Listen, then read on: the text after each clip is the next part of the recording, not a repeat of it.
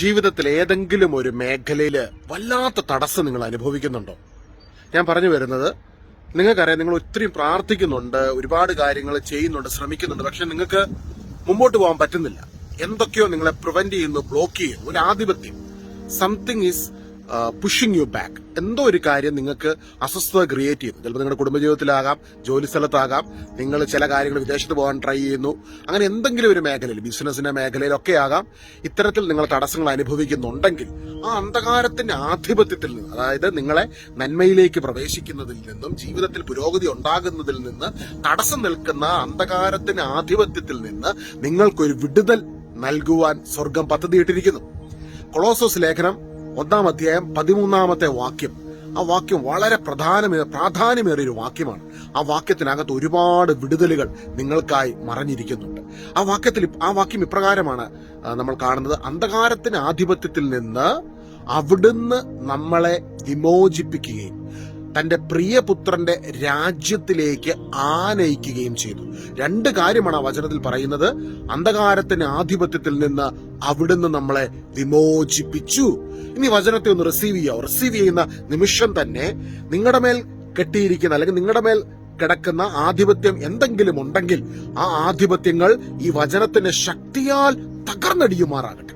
നമ്മുടെ ജീവിതത്തിൽ ഉയർച്ചയ്ക്കും പുരോഗതിക്കും നന്മയ്ക്കും, നന്മകൾ ആസ്വദിക്കുന്നതിനുമൊക്കെ തടസ്സമായി അന്ധകാര ആധിപത്യങ്ങൾ ഇട്ടിരിക്കുന്ന എല്ലാ ആധിപത്യങ്ങളെയും ഈശോയുടെ കുരിശുബലിയുടെ അനന്ത ശക്തിയിലൂടെ ഈ വചനം തകർത്ത് കളയുകയാണ്. അപ്പൊ ഈ വചനത്തെ ഒന്ന് റിസീവ് ചെയ്യുകയും പ്രാർത്ഥിക്കുകയും, ഇപ്പൊ എന്നോട് ചേർന്ന് നിങ്ങൾ ഒരു നിമിഷം ഒന്ന് പ്രാർത്ഥിക്കുകയാണെങ്കിൽ ഈ വചനത്തെ ഒന്ന് റിസീവ് ചെയ്ത് ഒന്ന് വിശ്വസിച്ചുകൊണ്ട് നമുക്ക് പ്രാർത്ഥിക്കാം. ആ പ്രാർത്ഥിക്കുന്ന സമയത്ത് കാൽവരി മലമുകളിൽ അന്ധകാര ആധിപത്യങ്ങളെ യേശു തകർത്തതാണ് നിനക്ക് വേണ്ടി.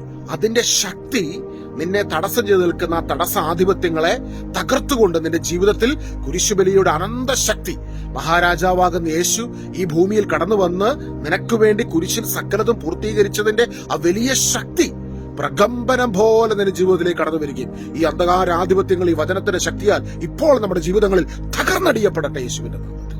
ഹല്ലേലൂയ എന്ന് പ്രാർത്ഥിച്ച്, യേശുവിന്റെ നാമത്തിൽ എന്റെ ജീവിതത്തിൽ ആധിപത്യങ്ങൾ ഇട്ടിരിക്കുന്ന എല്ലാ അന്ധകാര ശക്തികളും ആധിപത്യങ്ങളും ഈ വചനത്തിന്റെ ശക്തിയാൽ കൊളോസസ് 1:13, കൊളോസസ് 2:14-15 വചനത്തിന്റെ അഭിഷേകത്തിന് ഇപ്പോൾ തന്നെ തകർക്കപ്പെടട്ടെ, നിർവീര്യമാക്കപ്പെടട്ടെ. ദുഷ്ടന്റെ പദ്ധതികൾ നിർവീര്യമാക്കപ്പെടട്ടെ, അത് തകർന്നടിയട്ടെ യേശുവിന്റെ നാമത്തിൽ. ആമേൻ. റോമാലേഖനത്തിൽ വളരെ വ്യക്തമായിട്ട് പറയുന്നുണ്ട്, അതിന്റെ 5-ാം അധ്യായത്തിന് 5-ാം വാക്യത്തില്, കർത്താവ് നമ്മളോട് കരുണ കാണിക്കുന്നതിന്റെ കാരണം എന്താ? അവിടുന്ന് നമ്മൾ പാപികളായിരിക്കെ ക്രിസ്തു നമുക്ക് വേണ്ടി മരിച്ചു. അങ്ങനെ ദൈവത്തിന് നമ്മളോടുള്ള സ്നേഹം കർത്താവ് വെളിപ്പെടുത്തി. ദൈവത്തിന് നിന്നോടുള്ളൊരു സ്നേഹമുണ്ട്. വ്യക്തിപരമായ സ്വന്തം ഛായയിലും സാദൃശ്യത്തിലും സൃഷ്ടിച്ച നിന്നോട് ദൈവത്തിന് അഭേദ്യമായൊരു സ്നേഹവും ബന്ധവുമുണ്ട്. അതുകൊണ്ട് തന്നെ നിന്റെ ജീവിതത്തിൽ ദുഷ്ടാരൂപികൾ നിന്നെ അടിമത്തത്തിൽ കിടത്തിയിരിക്കുമ്പോൾ ആ അടിമത്തത്തിൽ നിന്ന് നീ വിമോചിക്കപ്പെടണമെന്ന് നിന്നേക്കാൾ ഉപരിയായിട്ട് നിന്റെ പിതാവായ സൃഷ്ടാവായ ദൈവം ആഗ്രഹിക്കുന്നുണ്ട്. അതിനുവേണ്ടിയാണ് നാം പാപികളായിരിക്കെ ക്രിസ്തു നമ്മൾക്ക് വേണ്ടി മരിച്ചുകൊണ്ട് ഈ അന്ധകാര ആധിപത്യത്തിൽ നിന്ന് നമ്മളെ വിമോചിപ്പിക്കുന്നത്. ഇന്ന് വിശ്വസിക്കാമോ?